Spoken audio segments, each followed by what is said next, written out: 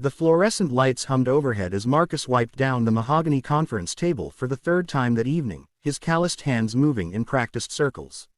At 42, he had perfected the art of being invisible, the ghost who cleaned up after titans of industry, who emptied their trash bins filled with discarded million-dollar deals, who knew their secrets but would never breathe a word. Tonight felt different, though. Tonight, the silence in Sterling Industries' executive floor carried a weight that pressed against his chest like a stone.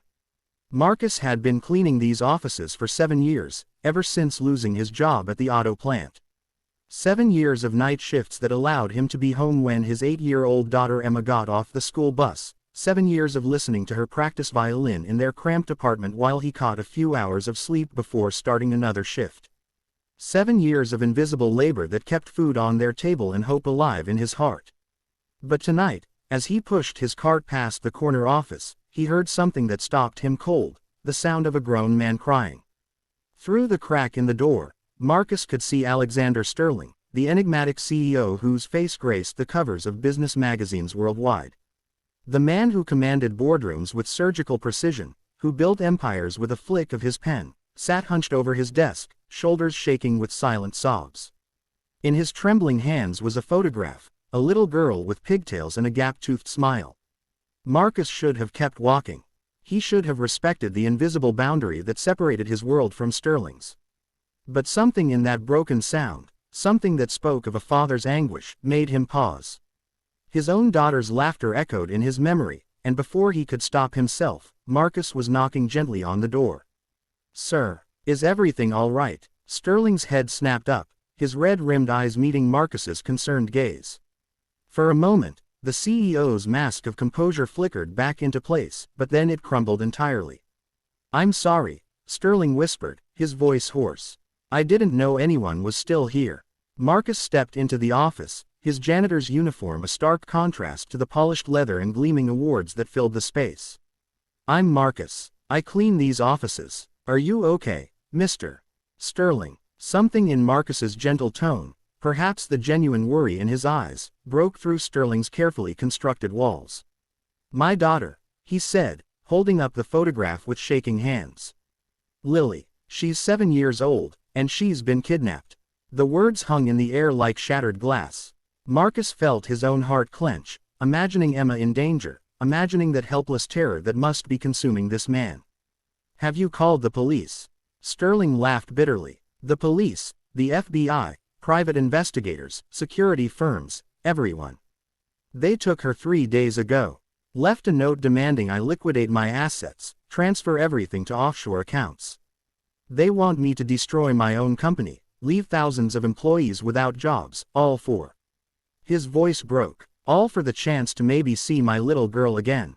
Marcus sat down slowly in the chair across from Sterling's desk, a gesture that would have been unthinkable under normal circumstances.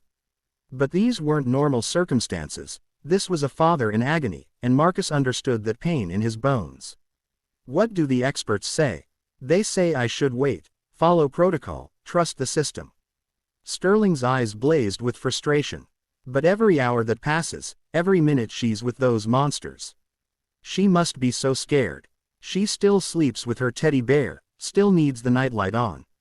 She's just a baby." Marcus was quiet for a long moment, his mind working. 7 years of cleaning these offices had taught him things that no business school could. He knew the patterns of the security guards, the blind spots in the cameras, the conversations that echoed through air vents.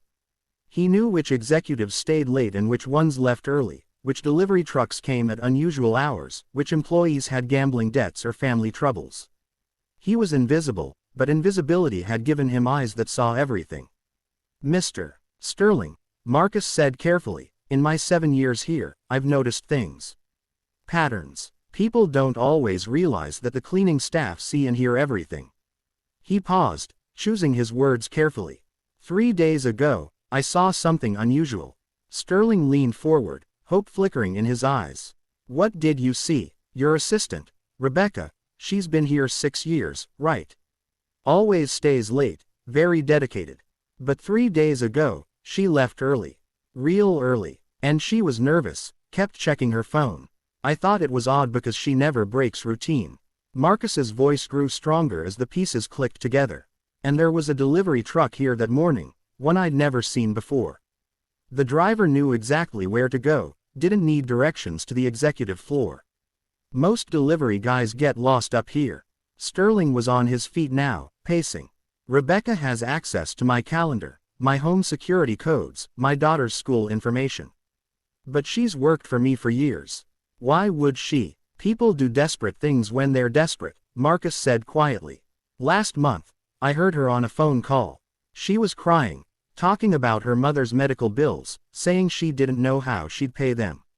She thought no one could hear, but I was cleaning the conference room next door. The transformation in Sterling was immediate. The broken father was replaced by the strategic mind that had built an empire. He was already reaching for his phone when Marcus stopped him. Wait, Marcus said, if she's involved, calling the police now might spook whoever has your daughter. They might run, or worse. He hesitated, then made a decision that would change both their lives forever. Let me help you. Sterling stared at him. You, but you're a janitor, Marcus finished. Which means I'm invisible. I can move through this building, through the city, without anyone noticing me. I can ask questions, watch people, go places where a billionaire CEO would be recognized immediately.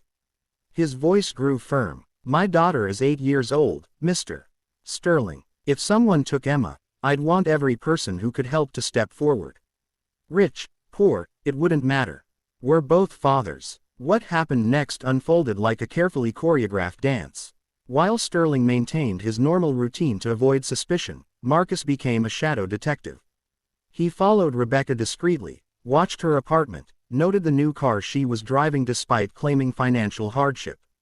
He used his network of invisible workers, security guards, food service employees, maintenance staff, to gather information. The woman at the coffee cart remembered Rebecca meeting with two rough-looking men. The parking garage attendant recalled seeing her license plate at an unusual hour. But it was Marcus's daughter Emma who provided the breakthrough. When he came home exhausted after 2 sleepless days of investigation, she looked up from her homework and asked, "Daddy, why are you so sad?" Marcus knelt down beside her, struck by how much she resembled Lily Sterling, the same age, the same innocent trust in her eyes. "There's a little girl who's lost, sweetheart. I'm trying to help find her." Emma thought for a moment, then disappeared into her room. She returned with her favorite stuffed rabbit, worn soft from years of love. "When I'm scared, Mr. Hoppins makes me feel better. Maybe the little girl needs him more than I do." It was that moment of pure, selfless love that gave Marcus the final piece of the puzzle. Children's innocence. That's what the kidnappers were counting on, what they were exploiting. But it was also what would save Lily. The abandoned warehouse on the outskirts of the city looked like 1,000 others, rusted metal, broken windows, forgotten by progress. But Marcus's careful investigation had led them here, to this place where Rebecca's phone had pinged repeatedly, where the suspicious delivery truck had been spotted, where desperate people thought they could hide. Sterling wanted to call in tactical teams, but Marcus convinced him otherwise. Too much noise, too much risk. Let me go in first. I'm nobody to them, just a janitor who got lost, maybe looking for work. I can confirm she's there, find out how many people we're dealing with. What Marcus found inside nearly broke his heart. Lily Sterling was huddled in a corner of the dusty warehouse, clutching a dirty blanket, her eyes wide with fear but still holding that spark of hope that only children possess. 3 men guarded her, rough types who looked like they'd do anything for money. And there was Rebecca, pacing nervously, clearly in over her head. Marcus used skills he'd learned in the army 20 years ago, skills he'd never thought he'd need again. Moving silently through the shadows, he positioned himself near Lily, waiting for the right moment. When it came, when the guards were distracted by Rebecca's increasingly frantic phone calls with whoever was pulling the strings, Marcus acted. "Hey there, sweetheart," he whispered to Lily, making her jump. "My name is Marcus, and your daddy sent me to take you home." The rescue itself was swift but chaotic. Marcus scooped up Lily and ran while Sterling, positioned outside with security backup, created the diversion they'd planned. The kidnappers, caught completely off guard by the janitor they'd never seen coming, were quickly apprehended. But the real moment of transformation came later, in the quiet of Sterling's office. Lily was safe at home with her father, the criminals were in custody, and Rebecca was facing the consequences of her desperate choices. Marcus sat across from Sterling one more time, but now the dynamic had shifted entirely. "I owe you everything," Sterling said, his voice thick with emotion. "My daughter's life, her future, her smile, everything that matters. Name your price, anything you want." Marcus smiled, thinking of Emma waiting at home with her homework spread across their small kitchen table. "I don't want your money, Mr. Sterling, but I do want something." Sterling leaned forward. "Anything. I want to matter," Marcus said simply. "For 7 years, I've been invisible in this building. I've watched good people struggle while others waste millions. I've seen problems that could be solved, ideas that could change lives, opportunities that are missed because the right people never talk to each other." He paused, choosing his words carefully. "You have the power to see people like me, to listen to voices that usually go unheard. That's what I want. Not for me, but for everyone like me." Sterling was quiet for a long moment, then nodded slowly. "What did you have in mind?" 6 months later, Sterling Industries launched the Invisible Heroes Initiative, a program that elevated service workers to advisory roles, giving them voice in company decisions. Marcus became the program's first director, bringing insights from the ground level to executive strategy. The company's employee satisfaction soared, productivity increased, and innovation flourished when different perspectives merged. Emma still practiced violin every afternoon, but now she did it in their new apartment, in a better neighborhood where she felt safe walking to school. More importantly, she watched her father come home each day with purpose in his step and pride in his voice, knowing he was making a difference. But the greatest change was in both men themselves. Sterling learned that true leadership meant seeing everyone, that strength came from lifting others up, that the most valuable insights often came from the most unexpected sources. Marcus discovered that being invisible had been his choice, and choosing to be seen, to matter, had transformed not just his life, but the lives of countless others. On the anniversary of Lily's rescue, Sterling found Marcus in what used to be a janitor's closet, now converted into the Invisible Hero's office. "You know," Sterling said, "I've been thinking about that night when you first found me crying in my office." Marcus looked up from the employee feedback forms he was reviewing.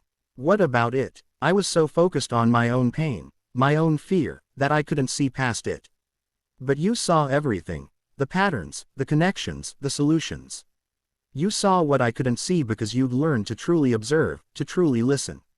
Sterling paused. "I was the one with all the power and resources, but I was the one who was truly helpless that night." Marcus smiled, thinking of Emma's stuffed rabbit, still sitting on Lily Sterling's nightstand, a bridge between two families that had become forever connected. Sometimes the people who seem to have the least to offer are the ones who have the most to give. We just have to be willing to see each other. In the end, it wasn't money or power that saved a little girl and changed everything. It was the simple recognition that every person matters, every voice deserves to be heard, and every act of kindness creates ripples that can transform the world. The silent billionaire had learned to truly see, and the invisible janitor had chosen to be seen, and in that exchange, they had discovered the most powerful force of all, our shared humanity.